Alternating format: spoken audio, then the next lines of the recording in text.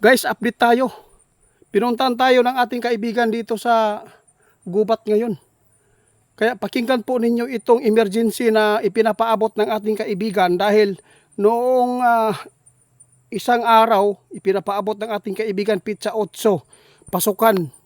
Mayroon pong kalamidad na nakita. Ngayon po maghanda kayo. Si kaibigan nagbabala ngayon dito sa gubat, no? Sa lahat na makapanood, paki-share mga idol. Nasa inyo pa rin ang pagpapasya ko. Paniwalaan po ninyo itong kaibigan natin, kaibigan. Grabe guys, nandito si kaibigan guys. Hindi natin inaasahan na ito po ang kanyang dalang impormasyon. Nakakabahala po ito, patungkol po ito sa tsunami o lindol.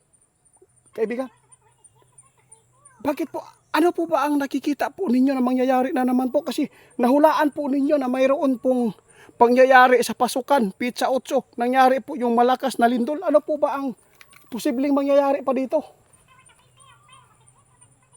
Diyos ko guys. Dong, diyan ka na dong ha. Guys, ito po ang aking ipapaabot ngayon dahil si kaibigan nagbabala. Luzon, Visayas, Mindanao, maghanda kayo. Dahil mayroon pang mas malakas na lindol ang darating. At saka yung mga malapit sa dagat doon sa Sarangani, mag-ingat kayo. Nag-warning si kaibigan, baka po biglang lumaki ang dagat. Ingat po kayo sa tsunami, kaibigan. Ito po ang nakikita po ninyo na mayroon pang malakas na susunod na lindol dito. 2 bisis po talaga, kaibigan. Kaya suspended ang klase ngayon mga idol. Dahil sa lindol na naganap po dito sa Mindanao. Hindi ko inaasahan dito sa gubat na to. Nanguha tayo ng herbal para mayroon tayong mabigay po sa nangangailangan. Hindi ko inaasahan na si kaibigan, natuntun po niya tayo dito sa gubat ngayon, kaibigan. Ito po ang hatid ng ating kaibigan guys. Nagbabala si kaibigan ngayon. Maghanda, mag-ingat sa anumang darating na sakuna. Itong sakuna ngayon na tumama, sana walang namatay doon sa Jollibee, no? Doon sa Jinsan, kung saan ito ay pinakapuntirya ng malakas na pagyanig.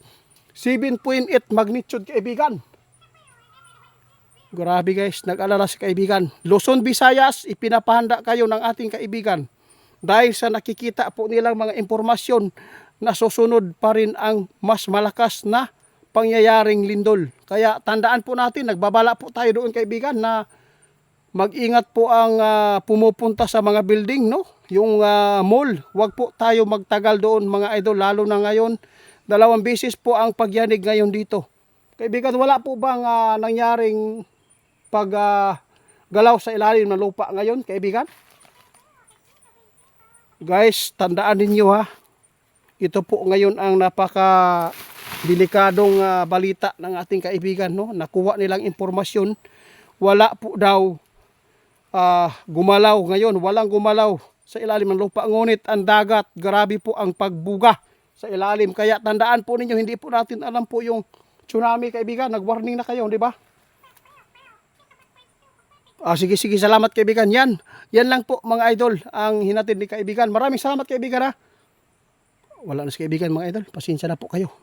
Kapag ganito pong klaseng paghahabol po niya dito sa lugar na to kung saan tayo nagpunta, mga emergency na po. Guys, emergency po ang hinatid ng ating kaibigan. Maghanda, mag-ingat dahil si kaibigan nababahala sa mangyayari pa dito. Huwag tayo mawalan ng pag-asa sa tensyon dito sa Senado ngayon ha. Tandaan po natin, focus tayo sa anumang pangyayari pa dito. Kasi ang mga babala ng ating kaibigan nangyayari. Kung matatandaan po ninyo, sa lahat po ng hindi na po nagkakagusto po sa video natin dahil sa mga prediksyon at pagbibigay po ng babala, hindi po ito pananakot. Mga idol, napakarami po ngayon ang nagpaabot sa atin. Nagpasalamat po sila. Dahil napakarami po ngayon ang hindi pumupunta sa mga mall, sa mga building. Lalo na sa paaralan, hindi po pinapunta nila ang kanilang mga anak. Noong ipinapaabot ng ating kaibigan ang mangyayari, pasalamat po sila. Kaya tandaan po natin mga idol, itong ginawa natin, hindi po ito pananakot, kundi babala. At napakarami po ngayon ang nasiyahan dahil kampante sila. Dahil napanood nila yung babala natin at hindi po nila pinapaaral ang kanilang anak. Grabe po, sobrang nagpapasalamat sila sa ating kaibigan. Kaya sa lahat ng makapanood, pakishare na lang mga idol. Ingat po kayo sa scammer, no? Si Ghost Hunter 88 Fans.